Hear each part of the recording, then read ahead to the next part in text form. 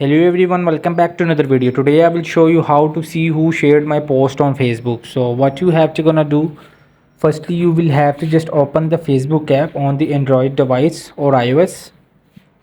So when it's open, you will see there is the some post of there will like and comments, and on the right is share. And now you will what to do, you will see you will have to just go to your profile icon on the top right corner, and you will open the your profile.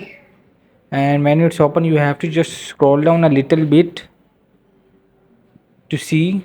So you will see there is the posts of mine. So on this you will see the three comments. If someone shares my post, so you will see the shares of number, you will see from the right on comment.